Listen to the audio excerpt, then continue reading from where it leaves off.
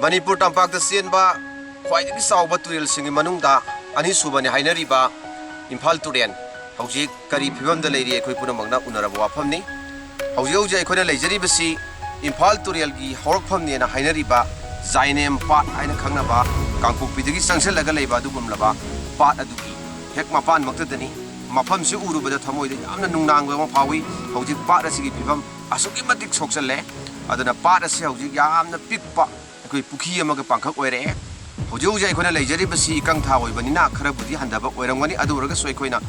Saurana Yang Jabami Yangda, Patasi Piva Squimatic Soe, Patasi Ayambas Humdi Singna, Kansan Krakanda, Equina Satpamatamda,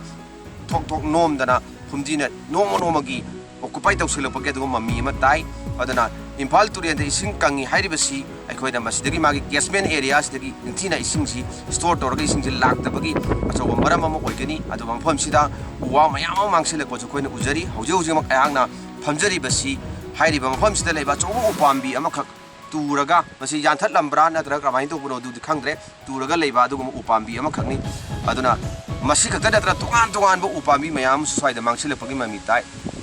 Aduna Impal Turian Kalhosiaragadi, Aikogi, Manila Nabasina, Hidibam Pomasang, can be Bagi Matose, Tangai Padaba, Mapway the Habisi, Mapam Sio Jeruba, Aikoina Miamda, Autumn Jerry.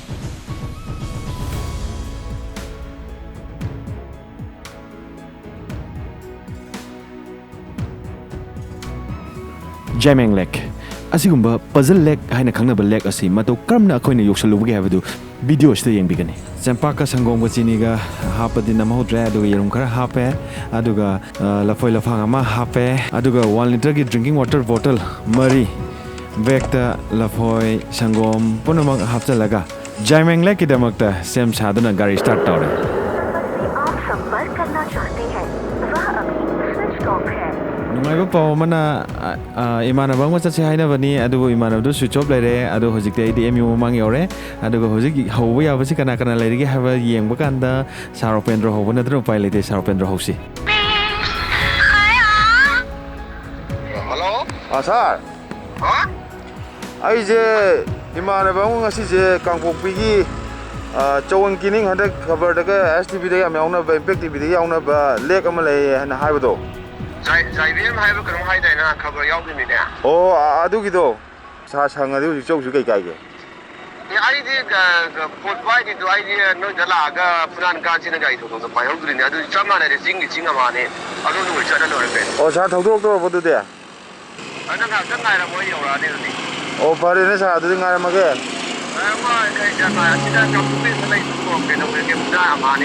ai di minin manga mukti fare sa do la ba lak ti ba kangri ai ho jing ngai ri MU get ngai ri minin manga muk fare almost minin manga fare sa do lak be chance le ri aduna ho jing chato je kilometer chani ko mane acha kilometer chama hala kilometer chama sa lak lai se atu bai se asi kuna na ka ne tholi ado eno jing Kangpokpi ku da sa ya su yo rai ta lo chal lai ma le oh pare adi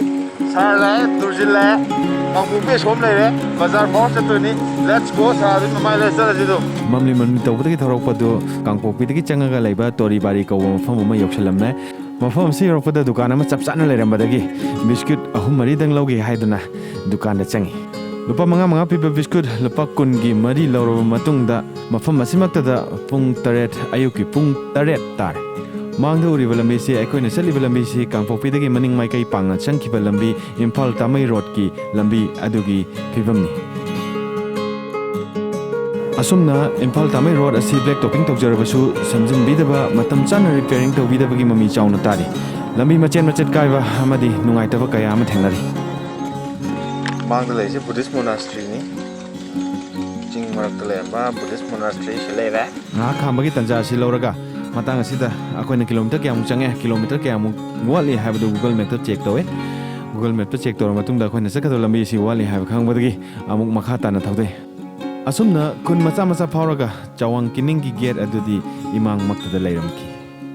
mafam asida gari da check toba kana gari da pung 3 makhai tare pung 3 makhai ayuki pung 3 makhai ni tari base aduna hojik mafam asi almost yoro ko mani adubo mafam si amta hunjage brother Zaimeng Lake to karom dai chatke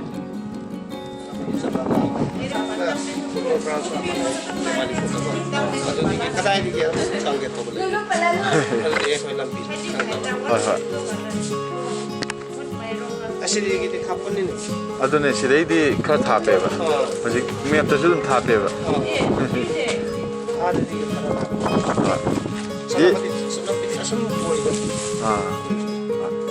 yenge brother di chaugi ge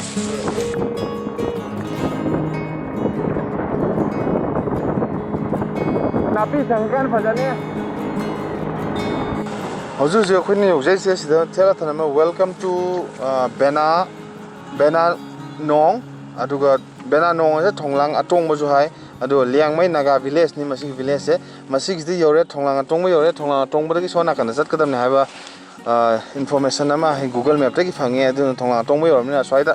laiba mi da hangji welcome to Bena Ngong Thonglang atong ba haiba tharam ba sidai ngakang le pa video nam jarak pane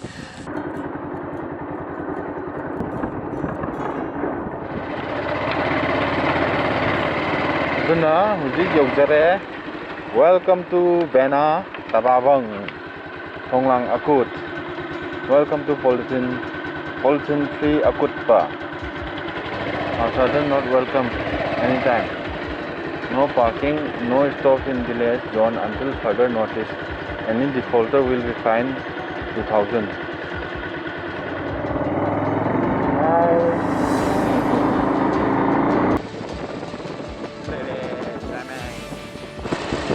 Welcome to Zaimeng.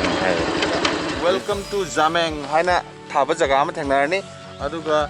jaga kai am thele adu do's and don'ts son thele do's and don'ts ai am da pajara ke mathang pajara ke mayam gi damakta mathang pajara ke mayam lakpa khudong jana bai damakta mathang pajara ke tabisi chatko lambi dun sidani chatlaga ching mathak karaga leire hujik Zaimeng Lake ana mayam no hujik yam popular oi lake adu mathak ta leine adu ai do's and don'ts parake yengminas do's and don'ts le se do's and don'ts on your visit to Zaimeng the puzzle lake adu do's the leire registration fee ₹20 per head aduga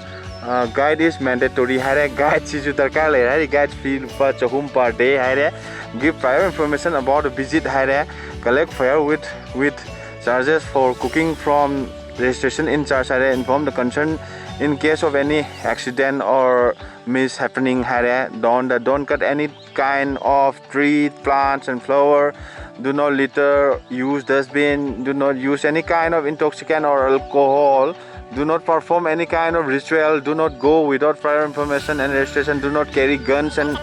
catapults do not swim in the lake do not speed in and around the lake do not wash or mix any kind of blooded item in the lake water fishing and hunting is strictly prohibited we are strictly adhered to our given rules and trespassing will be fined ₹1000 and they will be prohibited from reaching the lake again in the future people whom can contact is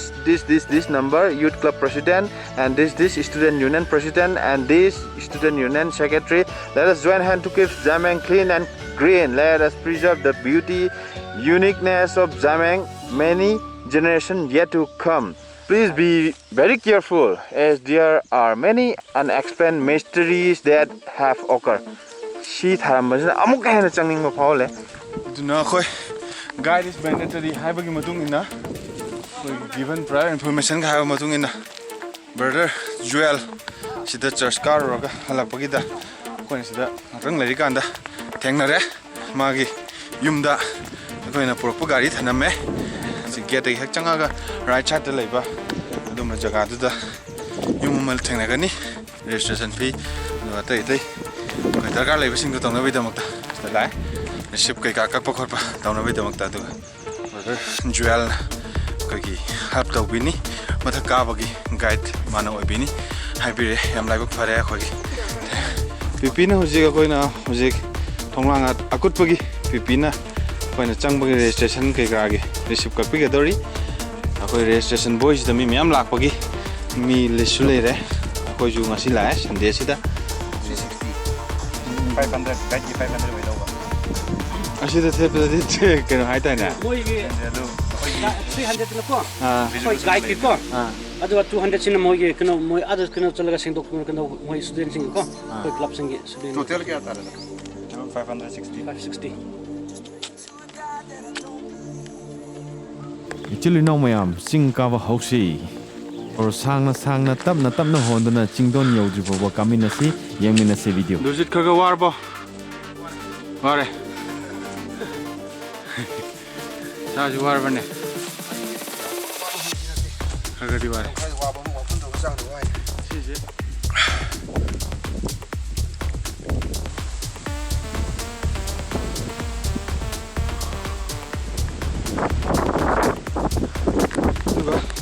Plastic sing chai thok piramba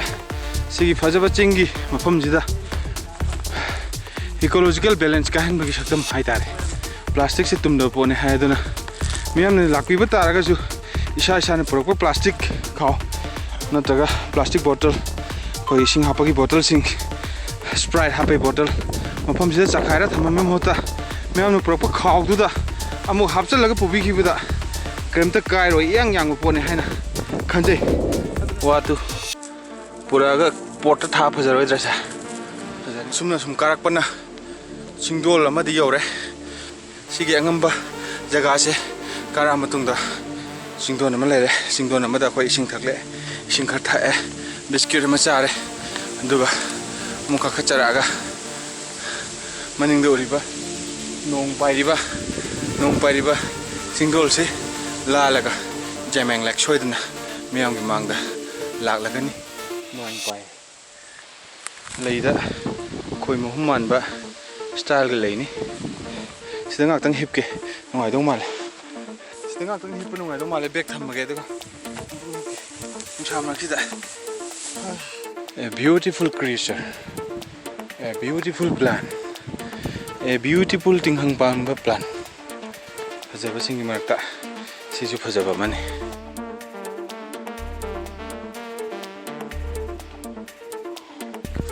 right side bamboo, left side kaino khangdi. Okay, asta upam bia chawa ma. Yan ki ba kangi bagi mami tare. Ado si manung se changaga leining dro yengning dro oren changse. Hoji ti changara gi. Sida maton yorm dai sida lambi ni phange. Somdai lakwa ma. Chawang kining lom dai lakwa sona kangi lambi soidna sida ka to ba lambi orangani. Kau ni juga lak sih na, Thonglang Akutpa dai lak pani na, aci lambi se lai, aci lambi se laga, sidagi di lambi je, sumna dum kapat khaga, sidagi lambi je amat ore, cawang kining dai lak pani Thonglang Akutpa dai lak pani, sumna dum kapat khaga sih kicing silan thoga, lore, sih kapat lagi. Ini Zaimeng Lake gate tare, hajam pir mana semua, hajam pir maktina tetu. Tinggang dia anti pal, saya pada cek sini ngai masih. Si jam pasal bela yang mau ramai hari kang apa, nakian tha, kang apa tha, boleh pergi kang apa pun. Jam pasal bela itu ni, hai na. Ada lere kang mama, masih pas itu ni, jauh budi jauh, silan tua jauh.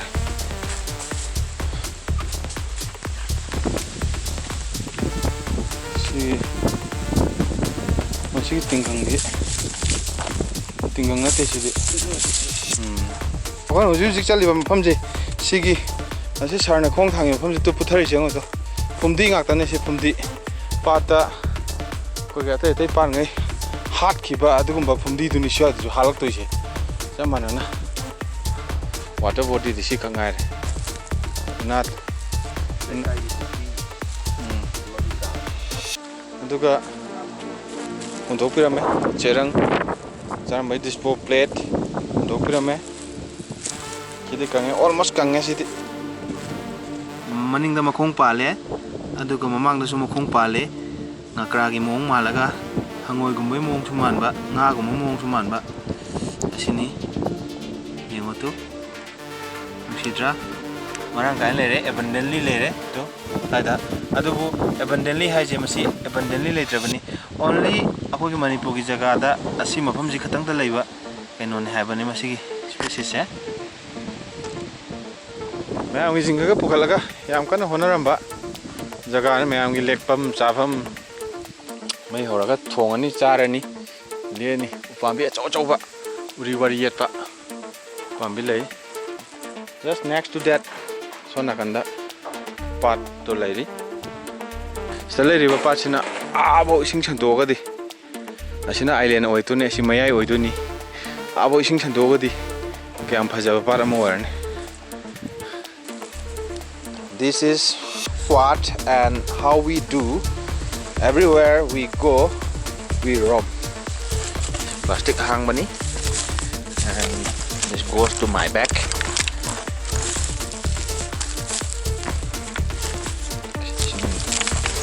मैंने फना थाको लोग बोतल हापचल ले सिमे हम जिसले हापचल लगा ना SIM ताहो रहे हैं तो हापचल हुआ है यारी बा तो याद हापचल होता ना हापचल ले सीधा हापचल ले यंगो कोई ना पूरा को प्लास्टिक नहीं सीधा हापचल ले and then सी जो हापचल ले कोई की प्लान के नहीं ना बस सिंगना सिलनाउ सिंगना मसी काखत पिरागा नहीं ना भी कदे बनी मसी की हम साथी पर प्लान ऐसे ना पार ऐसे के सकतम जे मंगला अब गुम्बने भाई मांगे असवाइदा आगे काचुनजिदा इसिंग खर लेहोबुदु नतना अतैदि इसिंग अमते उद्रे द पजल लेक लियांगमै रेंगो द पजल लेक लियांगमै लेंगोस्तना जाइमेंग लेक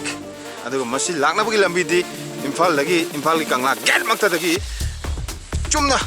कोगी इम्फाल दिमापुर लंबीदा लानी इम्फाल दिमापुर लंबी ला मतुंगदा कांगपोकपी हारिबा जगादो योरो मतुंगदा कांगपोकपीदगी आईटी रोड ता लाकनी IT road Imphal Tamei road ता लाकनी तामई यौद्रिङै मरक्ता चवांग किनिंग हाइबा खुन अमा थेंगनागनी खुन अदुदगी चिंगलोन कया कया लालगा मसिगी मफमसे तारकपसु याय अदुगा थोंगलांग अटोंगबा हाइबा जगा अमा मुक तारानी अदुदगी कारकपसु याय हाय अदुगा अखोइना हुजि काजरेसिना थोंगलांग अकुटपदगी कारकपने अदुगा मसि कारकपदा पुंग अमा मखाइगुंबा चंगी हुजि मफमदुदगी रजिस्ट्रेशन हेना तेना मैम तौर मतुंग कारकपदु पुंग अमा मखाइगुंबा चंगी मोय पुंग अनि चंगने हाइबने अखोइना प्रप काखलकपदगी पुंग अमा मखाइगुंबदा याम थुना कारे अदु मतुंगदा हुजि हुजि लैबा अखोइना चलिबसि बुरु बुरु तु नोमबा पुथबा फुमदीना पिक थनग्रबा पाट अदुंबा द पजल लेक पाट अदुनी हुजि फुमदीना पजल ओरे याद्रे अदुगा इसिंग खरदि लेहौरे सोमदा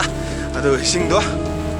याम थुना कंग्रनी याम थुना कलौददि याम थुना कंग्रनी अदुगा नाकनाकंदा हौरिबा वासिंगजु खरखर लोय कंसल है कंसलै मरमदि environment की याम climate change की अदुमा problem याम लाकपदि कंगपो ओइगनी हाइना खल्ली अदुना म्याम लाकपि हार तरगदि उसकी लंबी